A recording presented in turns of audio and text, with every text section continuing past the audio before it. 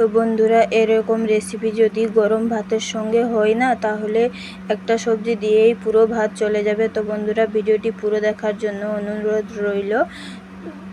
চলো এরকম রেসিপিটি স্টার্ট করি। প্রথমে আমি দুটা পেঁয়াজ কেটে নিয়েছি, আর টমেটো দুটা কেটে নিয়েছি, কাঁচা লঙ্কা কেটে নিয়েছি, আর ঢেঁড়সটাকে মাঝখান দিয়ে কেটে নিয়েছি। এখানে সরিষা আমি 3 চামচের মতন বেটে নিয়েছি। তারপরে আমি পরিমাণ মতন তেল দিয়ে, কড়াই গরম হলে তেলটা গরম হলে এবারে আমি ঢেঁড়সটাকে দিয়ে দিব ভেজে নেওয়ার জন্য। এবারে পরিমাণ মতন লবণ দিয়ে দিব এখানে। তারপরে আমি ভালো করে ঢেঁড়সটাকে আমি এখানে ভেজে আনব।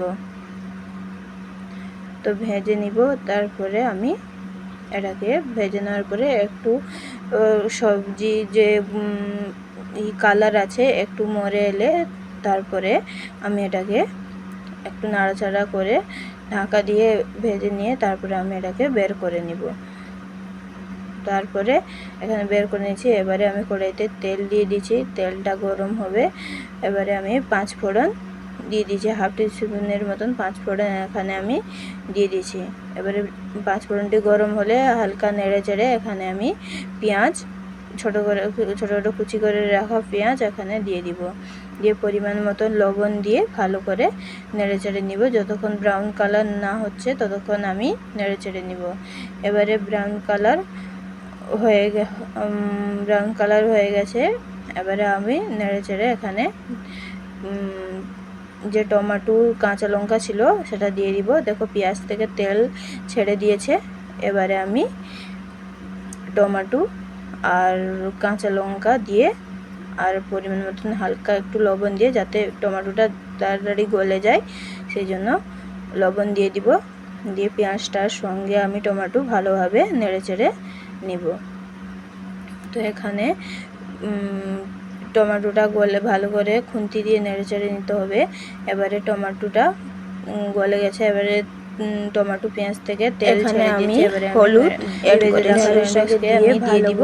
আমি এখানে দিয়ে ভালো করে নেড়ে চেড়ে ঢেঁড়সের সঙ্গে মশলাটাকে ভালোভাবে নেড়ে চেড়ে নিব। তারপরে আবার 1 মিনিটের মতন ঢাকা দিয়ে দিব আমি এখানে। তো 1 মিনিটের পরে ঢাকা দিয়ে তারপরে আবার আমি 1 মিনিটের পরে খুলে নিয়েছি। তারপরে দেখো ঢেঁড়স আর পেঁয়াজের থেকে কীরকম তেল বেরিয়ে এসছে। এবারে আবার আমি নেড়ে চেড়ে আবার আমি 1-2 মিনিটের জন্য আবার ঢাকা দিয়ে দিব। তো ভালো করে নেড়ে চেড়ে আবার আমি 1-2 মিনিটের জন্য ঢাকা দিয়ে দিব। এবারে 1-2 মিনিট পরে আবার ঢাকা আবার খুলে নেব। দেখো এইভাবে তেল ছেড়ে দিয়েছে।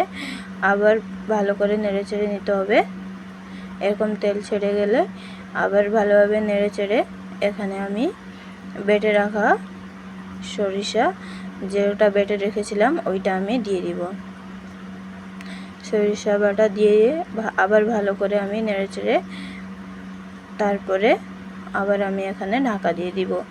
তো বন্ধুরা, ভিডিওটি ভালো লাগলে একটি লাইক, কমেন্ট, শেয়ার এবং ফেসবুক থেকে দেখলে ফলো করে দিবেন, আর ইউটিউব থেকে দেখলে একটি সাবস্ক্রাইব করে দিবেন।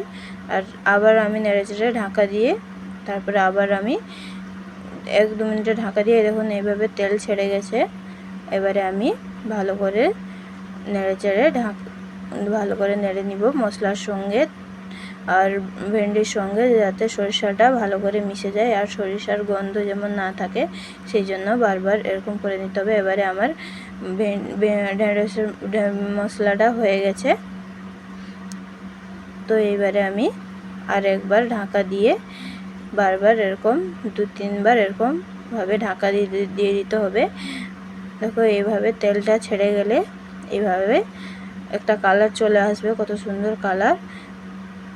তো এবারে আমি কেটে নিব। তো বন্ধুরা, একবার বানিয়ে দেখো, খুবই টেস্টি খেতে আর খুবই সুন্দর।